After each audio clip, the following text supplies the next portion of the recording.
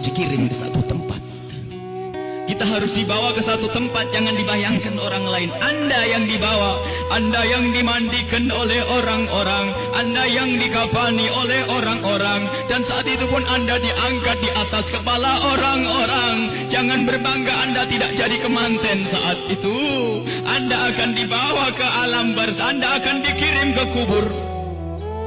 Sadarlah saat itu Anda di atas kepala manusia dan hanya Anda mendengar suara yang indah jika Anda ahli iman. Orang yang bersama kita mengucapkan kalimat indah, La ilaha illallah, La ilaha illallah, La ilaha illallah, La ilaha illallah, La ilaha illallah. Ketahuilah, jika ahli iman yang dibawa di atas kepala manusia mendengar la ilaha illallah, terhibur hatinya dan alangkah bahagianya. Akan tetapi jika dia bukan ahli iman, dia akan menyesal, kenapa aku tidak bisa mengucapkan la ilaha illallah di hatiku. Dia akan dikirim ke alam barzah.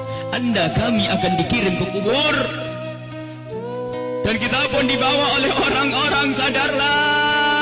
Dan setelah kita sampai di kubur, orang-orang ternyata sudah menyiapkan kita liang lahat. Di situ telah digalikan oleh orang-orang buat kita. Dan tidak lama kemudian orang ada yang memeluk kita, ada yang merangkul kita, dan itu ternyata rangkulan untuk melepaskan kita di kubur. Kita akan dibawa, dimasukkan ke kubur dengan pelan. Dan dimasukkan ke kubur dengan pelan. Mana kasur empuk yang pernah kita bangga-banggakan? Mana mobil mewah yang kita bangga-banggakan? Mana rumah megah yang kita bangga-banggakan itu? Jika ada yang berpesan kepada anak istrinya, tolong bawakan aku bantal yang empuk, tidak akan dibawakan, karena itu bukan milik Anda lagi. Anda tidak berhak lagi memiliki itu semua. Dan yang akan Anda bawa justru yang pernah Anda berikan di saat Anda hidup, bukan yang Anda simpan. Anda akan masuk liang lahat. Sadarilah ini. Anda akan masuk liang lahat. Dan wajah yang di saat Anda dicaci orang marah, di saat Anda diejek orang marah karena Anda merasa dihinakan, ketahuilah wajah yang Anda sombongkan saat itu ternyata harus ditarik kainnya dan ditempelkan ke bumi. Tanah asal kita ditempelkan kita ke bumi. Dan setelah itu pelan ada orang yang menabur di atas kepala kita dengan debu, 1 kali, 2 kali, 3 kali, dan setelah kita 3 kali bukan taburan, tapi akan ditumpahkan air tanah di atas kepala kita, ditumpahkan tanah dan ditumpahkan tanah, sehingga yang kita ketemukan adalah gelap gulita di alam kubur. Seperti yang disabdakan oleh Nabi Muhammad, sungguh saat itu orang di dalam kubur bisa mendengar terompah kaki orang yang berjalan di atas kepalanya. Dan saat itu pun Anda, kami mendengar orang-orang berjalan. Anda dan kami mendengar orang yang melangkah semakin lama semakin jauh. Dan ternyata hanya tinggal beberapa orang, itu anak-anak kita, itu istri kita, itu suami kita. Dan mereka pun ternyata tidak mau bertahan lebih dari setengah jam. Setelah itu pun mereka melangkahkan kaki, dan suara kaki itu semakin jauh. Dan ketahuilah, saat inilah kita memetik amal perbuatan kita di dunia. Saat inilah kita akan merasakan apa yang pernah kita tanam waktu kita hidup di dunia. Anda ahli salat, Anda ahli ibadah, ketahuilah sebelum kedatangan malaikat mungkar nakir, ternyata Anda banyak yang menziarahi Anda, banyak yang datang. Ada yang mengucapkan salam, Assalamualaikum. Anda menjawab, Waalaikumsalam, siapa engkau? Suara itu menjawab, aku adalah solat malammu dulu. Ada lagi yang datang mengucapkan salam, Assalamualaikum. Lalu Anda menjawab, Waalaikumsalam, siapa engkau? Aku adalah sedekahmu dulu. Assalamualaikum. Lalu Anda menjawab, Waalaikumsalam, siapa engkau? Dia menjawab bahasanya, aku adalah kemaksiatan yang pernah engkau tinggal. Aku adalah baktimu kepada orang tuamu. Aku, amal-amal soleh ternyata pada berdatangan. Amal-amal soleh berdatangan menemani Anda. bersama Anda saat itu. Dan ketahuilah, Anda tidak akan gentar dan tidak akan takut di saat berhadapan dengan makhluk Allah yang bernama malaikat Munkar dan Nakir. Anda tidak takut lagi saat itu karena Anda ditemani amal-amal baik. Maka di saat malaikat Munkar Nakir datang, Anda pun tidak bergetar, Anda pun tidak gentar, Anda tidak takut. Dan saat itu malaikat pun menampilkan sesuatu yang indah. Karena apa? Melihat orang ini ditemani oleh hal-hal yang baik, sehingga ia pun mengucapkan salam dengan syahdu, mengucapkan salam dengan penuh keindahan, lalu berkata, Man Rabbuk wa man nabiyuk, dan begitu seterusnya. Anda, kami akan ditanya siapa Tuhanmu, siapa nabimu. Karena di hati Anda ada iman, hati Anda ada cinta kepada Allah dan Rasulnya, di hati Anda ada cinta kepada ulama-ulama Allah. Maka sesungguhnya saat itu lidah Anda akan mengucap begitu mudah. Anda akan menjawab dan menjawab dan menjawab. Dan setelah selesai pertanyaan ini, dan inilah akhir daripada ujian kita dari alam dunia menuju alam barzah. Di alam barzah adalah alam perpindahan dari alam dunia ke alam akhirat nanti. Maka ini adalah alam akhir ujian, dan setelah itu kalau lulus mendapatkan surga, kalau tidak lulus dia mendapatkan siksa.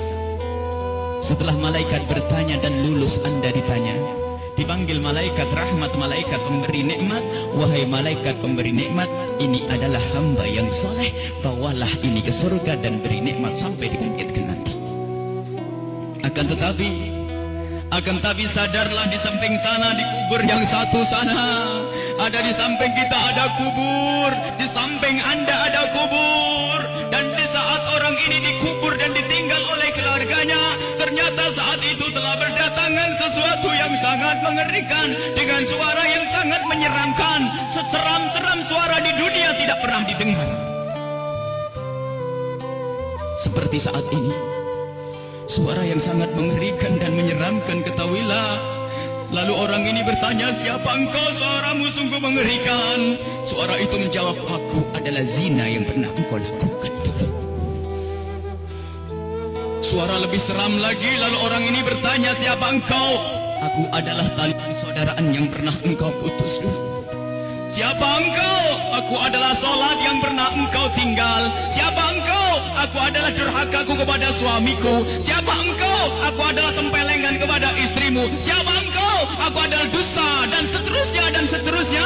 Kalau orang ahli maksiat sungguh saat itu ditemani oleh amal-amal jeleknya, dan saat itu sudah takut dan takut dan takut sebelum kedatangan malaikat Munkar Nakir. Semoga Allah menjaga kita dari didatangi oleh amal-amal jelek. Akan tapi kita semua punya amal jelek. Ya Allah, ampuni dosa kami. Jangan sampai ini semua hadir di saat itu. Ya Allah, ya Allah. Kemudian malaikat Munkar Nakir datang. Bagaimana ya kalau ini kita? Malaikat Munkar Nakir datang dan bertanya. Rupanya orang yang sudah ketakutan ini melihat malaikat semakin takut, sehingga ditanya tidak bisa berucap sepatah kata pun, tidak bisa mengucapkan apa-apa. Dan saat itu malaikat memukul, menyiksanya. Dan ketahuilah, pukulan malaikat ini seperti yang disebutkan dalam satu hadis, jika dipukulkan ke dunia, maka dunia ini akan hancur dan isinya. Dipukulkan kepada kita kalau kita ahli maksiat, dipukulkan kepada siapapun yang ahli maksiat. Dan saat itu setelah selesai diuji dan ditanya, maka malaikat ini berkata kepada malaikat penyiksa, wahai malaikat pemberi siksa, ini hamba Allah yang bermaksiat, siksalah dia hingga nanti dibangkitkan. Ini yang harus senantiasa kita hadirkan. Kenapa Rasulullah pernah memerintahkan, aktsiru min dzikri hadhimil ladzat, sering banyaklah menyebut kematian, agar kita sadar bahwasanya kita juga akan mati, lalu mempersiapkan kematian ini. Al-kayyisu man dana nafsahu lima ba'dal maut, orang cerdas itu yang mempersiapkan untuk kehidupan setelah mati.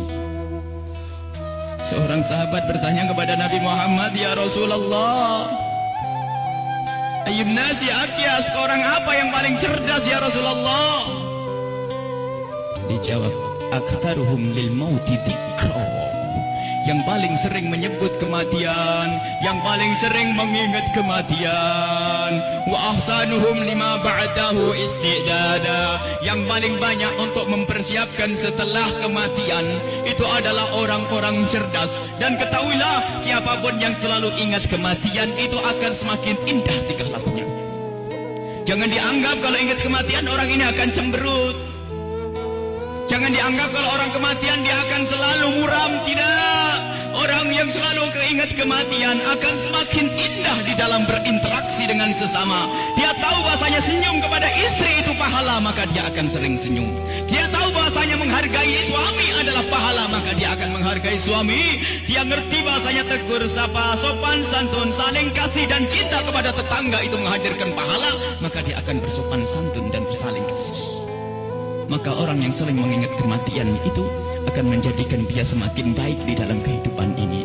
Kalau ternyata ada orang mulutnya tajam, tangannya suka mukul orang, yakinlah bahwa dia lupa bahasanya dia akan mati, atau ingat mati tapi tidak sadar bahasanya itu semua akan dituntut setelah kematian.